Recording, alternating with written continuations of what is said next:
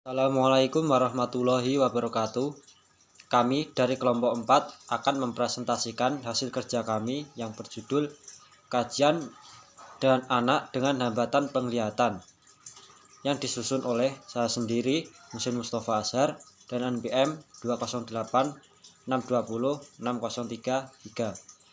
Yang kedua, Hasan Mustafa Azhar dan NPM 208620603. Yang dibahas yang pertama, konsep dasar hambatan penglihatan atau tunanetra. Yang kedua, karakteristik anak tunanetra. Yang ketiga, klasifikasi anak tunanetra. Yang keempat, asesmen pada anak hambatan penglihatan. Yang kelima, menerangkan alat bantu anak tunanetra dalam pembelajaran.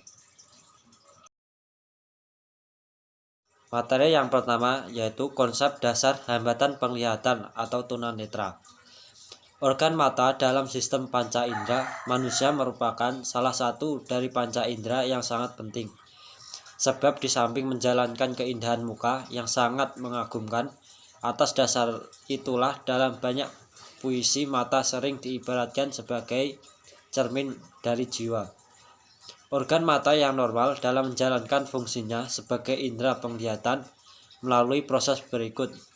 Pantulan cahaya dari objek di lingkungan ditangkap oleh mata melewati kornea, lensa mata, dan membentuk bayangan nyata yang lebih kecil dan terbalik pada retina. Dari retina dengan melalui saraf penglihatan bayangan benda dikirim ke otak dan terbentuklah kesadaran orang tentang objek yang dilihatnya.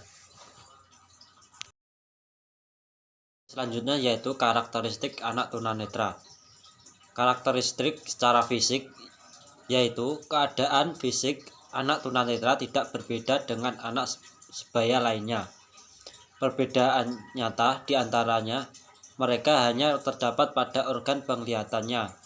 Gejala ketunanetraan yang diamati dari segi fisik antara lain mata juling, sering berkedip, menyipitkan mata, kelopak mata merah, gerakan mata tak beraturan, dan cepat mata selalu berair, dan sebagainya. Yang kedua, secara perilaku. Beberapa gejala tingkah laku pada anak yang mengalami gangguan penglihatan dini antara lain berkedip lebih banyak dari biasanya, menyipitkan mata, tidak dapat melihat benda-benda yang agak jauh. Adanya keluhan antara lain mata gatal, panas, pusing, kabur, atau penglihatan ganda. Dan yang ketiga secara psikis, yaitu tidak berbeda jauh dengan anak normal. Kecenderungan IQ anak tunanetra ada pada batas atas sampai batas bawah. Kadangkala ada keluarga yang belum siap menerima anggota keluarga yang mengalami ketunanetraan sehingga menimbulkan ketegang gelisah di antara keluarga. Seorang tunanetra biasanya mengalami hambatan kepribadian seperti curiga terhadap orang lain, perasaan mudah tersinggung, dan ketergantungannya yang berlebihan.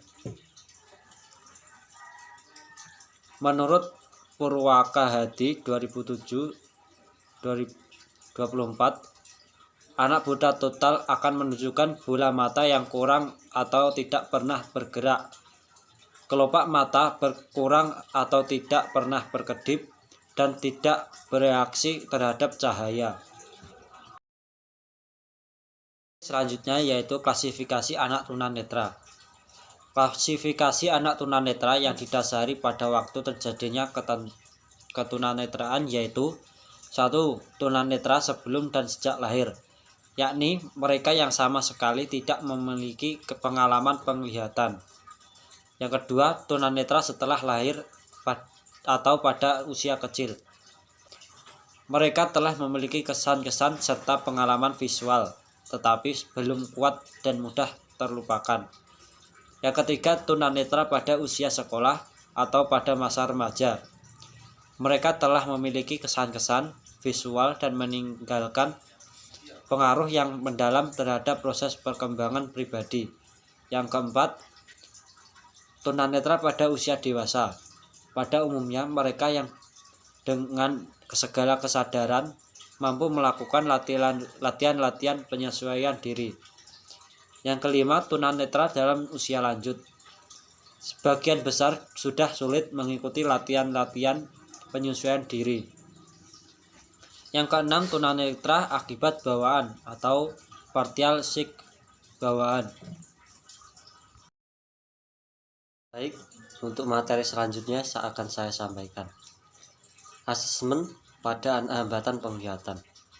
Adapun asesmen pada anak penglihatan yaitu yang pertama, asesmen kemampuan akademik anak dengan hambatan penglihatan. Akademik adalah penilaian yang dilakukan terhadap diri anak dalam upaya mendapatkan gambaran yang jelas dan lengkap tentang kemampuan akademik anak sebagai anggota keluarga. Yang kedua, asesmen keterampilan anak dengan hambatan penglihatan. Asesmen keterampilan adalah penilaian yang dilakukan terhadap diri anak dalam upaya mendapatkan gambaran yang jelas tentang keterampilan yang dimilikinya.